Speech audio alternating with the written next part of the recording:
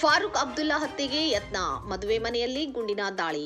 ಜಮ್ಮು ಮತ್ತು ಕಾಶ್ಮೀರದ ಮಾಜಿ ಮುಖ್ಯಮಂತ್ರಿ ಮತ್ತು ನ್ಯಾಷನಲ್ ಕಾನ್ಫರೆನ್ಸ್ ಅಧ್ಯಕ್ಷ ಡಾಕ್ಟರ್ ಫಾರೂಕ್ ಅಬ್ದುಲ್ಲಾ ಅವರ ಮೇಲೆ ಗುಂಡು ಹಾರಿಸಲಾಗಿದ್ದು, ಕೂದಲೆಳೆ ಅಂತರದಲ್ಲಿ ಪಾರಾಗಿದ್ದಾರೆ. ಬುಧವಾರ ಜಮ್ಮುವಿನ ಗ್ರೇಟರ್ ಕೈಲಾಶ್ ಪ್ರದೇಶದಲ್ಲಿ ನಡೆದ ವಕೀಲರ ವಿವಾಹ ಸಮಾರಂಭದಲ್ಲಿ ಅಬ್ದುಲ್ಲಾ ಭಾಗವಹಿಸಿದ್ದರು. ಗುಂಡಿನ ದಾಳಿ ನಡೆಸಿದ ಕಮಲ್ ಸಿಂಗ್ ಜಮ್ವಾಲ್ ಎಂಬಾತನನ್ನು ಭದ್ರತಾ ಸಿಬ್ಬಂದಿ ಬಂಧಿಸಿ ವಶಕ್ಕೆ ಪಡೆದಿದ್ದು, ಪೊಲೀಸರು ತನಿಖೆ ಆರಂಭಿಸಿದ್ದಾರೆ. ಸಿಎಂ ಒಮರ್ ಅಬ್ದುಲ್ಲಾ ಹೇಳಿದ್ದೇನು?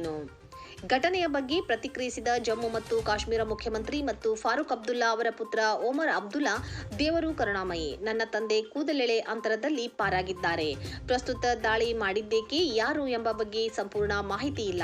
ಆದರೆ ಲೋಡ್ ಮಾಡಿದ ಪಿಸ್ತೂಲ್ ಹೊಂದಿದ್ದ ವ್ಯಕ್ತಿಯೊಬ್ಬರು ನನ್ನ ತಂದೆಯ ಹತ್ತಿರ ಬಂದು ಗುಂಡು ಹಾರಿಸಿದ್ದಾರೆ ಎಂಬುದು ತಿಳಿದು ಬಂದಿದೆ. ಭದ್ರತಾ ತಂಡವು ಗುಂಡನ್ನು ತಡೆದು ಹತ್ಯೆಯ ಪ್ರಯತ್ನವನ್ನು ವಿಫಲಗೊಳಿಸಿದೆ. ಪ್ರಸ್ತುತ ಉತ್ತರಗಳಿಗಿಂತ ಹೆಚ್ಚಿನ ಪ್ರಶ್ನೆಗಳಿವೆ. ಅದರಲ್ಲಿ ಒಂದು, Z+ ಭದ್ರತಾ ಪಡೆಗಳಿಂದ ರಕ್ಷಣೆಯಲ್ಲಿರುವ ಮಾಜಿ ಮುಖ್ಯಮಂತ್ರಿಗೆ ಅಪರಿಚಿತರೊಬ್ಬರು ಇಷ್ಟು ಹತ್ತಿರಕ್ಕೆ ಬರಲು ಹೇಗೆ ಸಾಧ್ಯವಾಯಿತು ಎಂಬುದು. ಗುಂಡಿನ ದಾಳಿ ಘಟನೆ ವ್ಯಾಪಕ ಕೋಲಾಹಲಕ್ಕೆ ಕಾರಣವಾಯಿತು.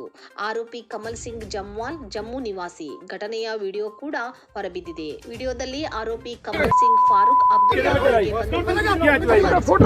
ಕಾಣಬಹುದು. ಅವನು ಗುಂಡು ಹಾರಿಸಿದ ತಕ್ಷಣ ಸ್ಥಳದಲ್ಲಿದ್ದ ಭದ್ರತಾ ಸಿಬ್ಬಂದಿ ಅವನನ್ನು ತಡೆದು ವಶಕ್ಕೆ ಪಡೆದಿರುವುದು ಕಾಣಬಹುದು.